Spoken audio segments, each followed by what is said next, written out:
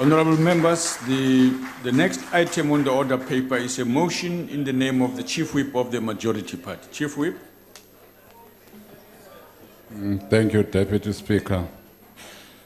Deputy Speaker, we move that the House notes the recommendations contained in the report of the Independent Commission for the Remuneration of Public Office Bearers of the 22nd of August 2018 on the pension and medical aid benefits of the former President, Mr. J.G. Zuma.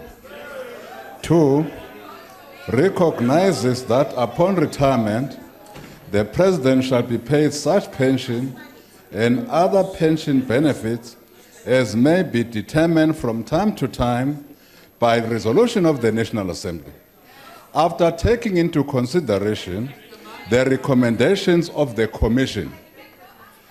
3, resolves that A, in terms of Section 25A of the Remuneration of Public Office Bearers Act, number 20 of 1998, upon the President's retirement from office, with effect from the day following the day that he vacated office, a taxable pension benefit be paid to him equal to 100% of the total annual remuneration, salary, and allowance payable to him the day prior to his retirement. B, in terms of Section 25B of the said Act, upon the death of the former President, with effect from the day of his death, a taxable pension benefit be paid to his widow or widows, dependent or nominee, including his or her estate, as may elect, equal to 50% of the pension benefit payable to the former President at the time of his death.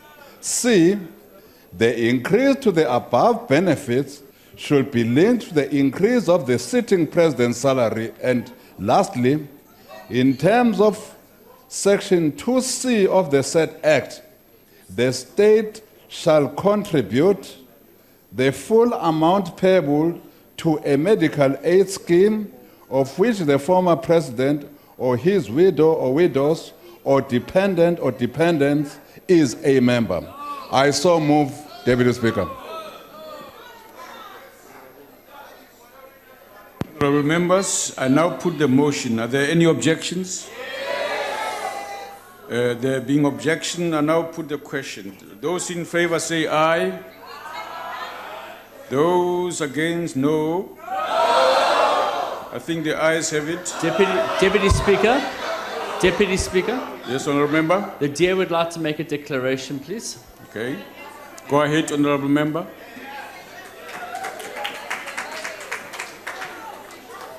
Thank you very much, Deputy Speaker. There's an old saying that when you're in an arena of wrongdoing, the best next step is to do the right thing. And if we're to act with integrity as this House, I think the question we have to ask ourselves, especially after the last 8 years, is simply this.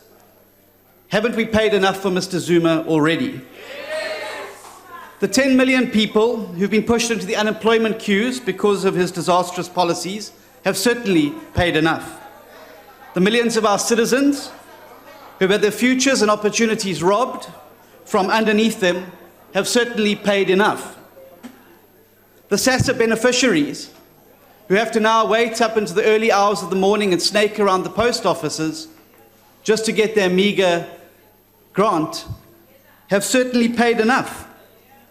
The citizens of the Republic of South Africa who continue to pay on a daily basis through the increases in VAT, tax hikes, petrol prices, and the cost of living to pay for the estimated 100 billion rand that state capture has cost South African citizens, have also certainly paid enough. This is a constitutional delinquent who has compromised not only this Parliament, but compromised the office of the presidency and compromised the Constitution of the Republic. Haven't we paid enough? We built a retirement village for Mr. Zuma at Nkandla. As the details that emerged from the Zondo Commission of the deep rot and deep tentacles that have extended from Nkandla to the union buildings through government departments to our state-owned entities Surely the price we've paid there is enough. The legal fees that we've had to fund over the 10 years as Mr. Zuma desperately fights for the day in court that he desperately wants by trying to avoid that day in court. Have we not paid enough for those legal fees? And the truth of the matter is that the constitutional wrecking ball that is Mr. Zuma has not stopped. Just this weekend, the chief whip of the African National Congress tweeted that there is a clandestine plot, which is the undermining of our state in its efforts to fight and reverse state capture, unquote. Why would we reward this man with an increase in his pension and increase in the salary? And if, as the ANC's head of economic policy, Mr. Enoch Gondwana, said that Mr. Zuma is responsible for what has happened, then why on earth would we want to reward this behavior by passing this recommendation in the House today? There are some amongst us today who will come to this podium and argue that this is Mr. Zuma's due. But following the law, we must pass this recommendation in the House today. But I would remind honourable members to look very carefully at the resolution that's before us today. This is not a directive, it's not an instruction, it is a recommendation to this House. And the people who passed this law and put this mechanism in place had in mind that it is this House and us as the elected members of this Parliament who are the representatives of the people of South Africa and custodians of the public purse and the Constitution would have to apply our minds in considering that recommendation. It means that this House has discretion, if it so wishes, not to pass this recommendation and to refuse it. The famed African author Chinua Achebe said that one of the truest tests of integrity is the blunt refusal to be compromised. The DA will not be compromised.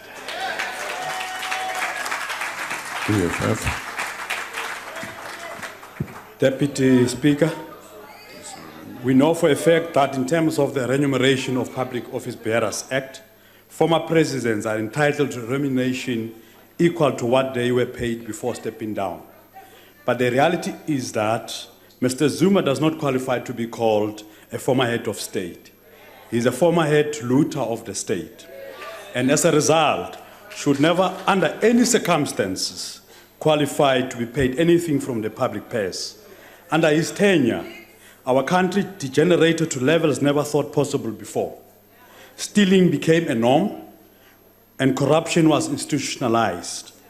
As the Zondo Commission is beginning to show, there isn't any sphere of society Zuma's corrosive influence didn't touch. We cannot, with clear conscience, agree to pay that man a salary until the day he pays his sins or called upon to the heavens by his ancestors. We must also not forget that Zuma didn't stand down willingly. He stepped down because we are going to impeach him for his destructive leadership.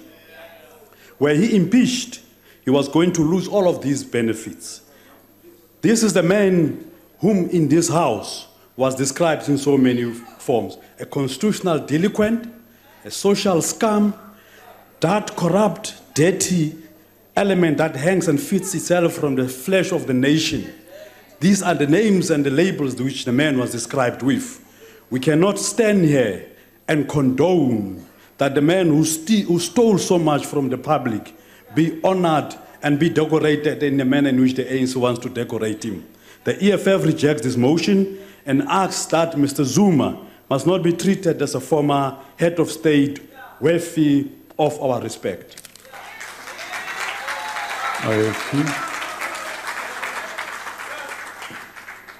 Thank you, Honourable Deputy Speaker. I'm going to respectfully disagree with the last two colleagues that have come before us here. One of these days, sooner rather than later, all of us will become pensioners. Probably by the end of the 5th Parliament, we'll be in the category of those who are going to receive pensions from Parliament. And notwithstanding what we have done or not done, warts and all, and I look before 1994 to see what the administrators before 1994 did. Yet they are collecting pensions from this government, this state, this taxpayers' money. I do believe that what goes round must come round. We have to be consistent in the manner in which we deal with this. And as I said, notwithstanding what Honorable former President Zuma has done, and we have been fierce critics of Honorable President Zuma from this very podium here, we must separate processes. The process of receiving a pension is a right. You have a family, you have everybody else. Why should they be denied receiving a pension because of what President Zuma did or he did not do? If Honorable former President Zuma is found guilty by a commission of inquiry or a court of law and he is required to pay back the money, then he must pay. But saying that he should be denied a pension at this point in time without due process having been followed is not, we believe, the right thing to do. So we would, in the circumstances, support this because we believe we should do not play the man, but you play the ball. And you look at the office of the President. Thank you, Honorable Deputy Speaker. Honorable Likota.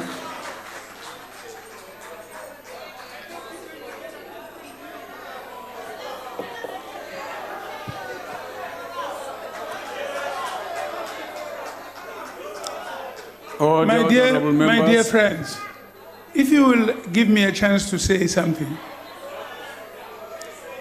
The question before us is much more complex than some of us imagine. We are against what is being proposed because the individual we are discussing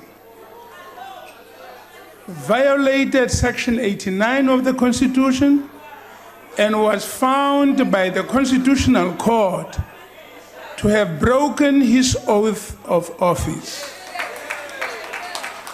Number one. Number two, Section 89 dictates that having committed such a serious violation of the Constitution, this House should have been given an opportunity to determine what to do with it. And he was protected by the majority, which itself was found to have broken its oath of office. Section 89 of the Constitution determines that if you were found guilty under that section, you are not entitled to any remuneration beyond your service. And for that reason, we insist that this question, it will be decided by men and women, where perhaps long before we are gone. But as long as the Constitution of South Africa reads as it is, this individual will not even qualify to have any pension payouts at all. I thank you. Honorable Member. Honourable Deputy Speaker, I agree with what Mr. Singh says, that we should respect the Constitution, and we should respect the Constitution, and specifically, we should respect the office of the President. However, there's a quid pro quo. The incumbent of the office should act in such a manner that we respect that person. And that is not what happened during the presidency of President Zuma. During the discussions on the Nkandla affair, I proposed in this House that the salary of the President should be reduced to R1. That is still my position. Now, Honourable Chairperson, if there's one person that has been enriched more than anybody else in South Africa, it's the former President, Mr. Zuma. He received a personal home to the value of 260 million rand, courtesy of the taxpayers. We paid for that. The ordinary people out there paid for that. What I found astonishing is that the ruling party who are now paying the price for the things that happened in the last 10 years. And you're going to pay that price at the polls next year. You protected Mr. Zuma for the whole time. Today, you again try to do that. When are you going to stand up and do what is right? As long as you do this, you will be punished at the polls, and rightly so. We can never support this. We reject it with the contempt it deserves. Thank you. Honorable Didiza.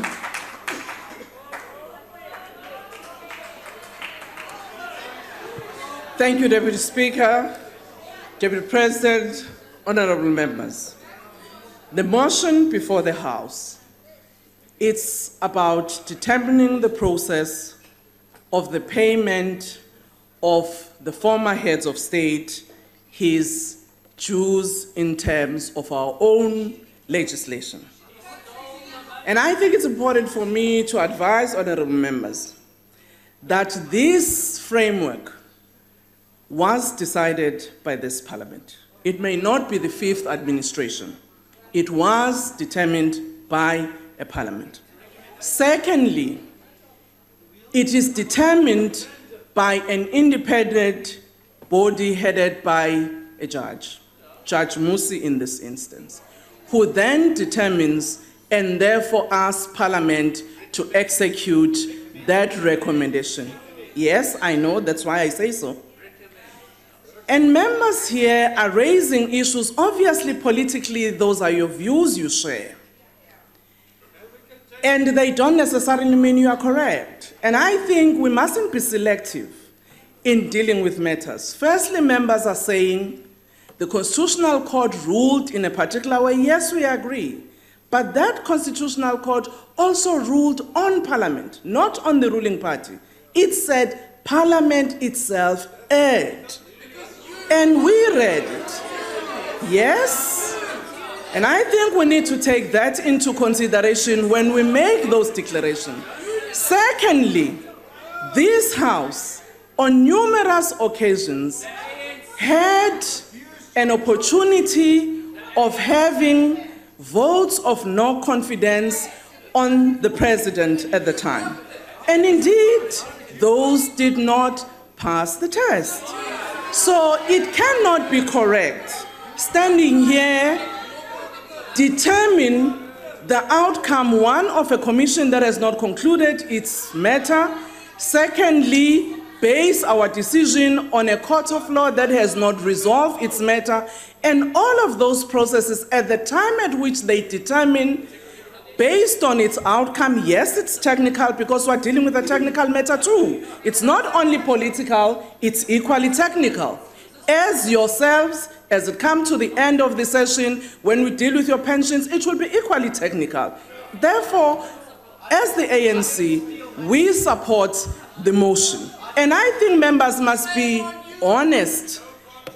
The whole issues of the determination on the security upgrades of the President and what the public protector determined, those were complied to. The ministers concerned dealt with the matters. Public Works reported in this Parliament on what they did to deal with the officials and the contractors that were concerned. So it cannot be correct standing here and just say this happened and it was not done. Certain things were done. It may not be on our satisfaction, but I think, honorable members, we need to appreciate indeed where we're at, but we also appreciate on the things that we've sought to correct. Secondly, some of you are saying this president was this and this. Yes, it's correct, you may have that view, but he was not impeached. There was no process of impeachment that determined what Jew or not Jew he must get. And I think the ruling party took its own decision based on its analysis of the situation and recalled its deployees. And therefore, he was neither fired by this Parliament or impeached. Thank you very much, honorable member. Honorable members, I put the question again. Are there any objections? There being objections, I will now call for the bells to be rung for 5 minutes. Well, Deputy Speaker, the DA calls for a division to help you. Thank you. Voting will now commence. Those in favor of the report, press the yes button. Those against, press the no button.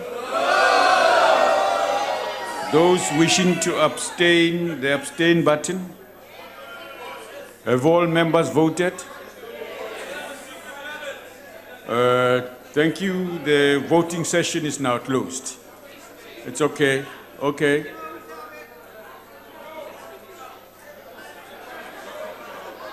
It's all right. It's all right. It's all right. You're noted. Honorable members, we can do without your noise.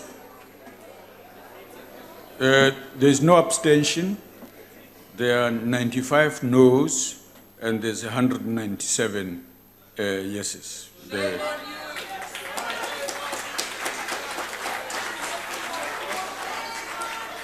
The motion is therefore agreed to.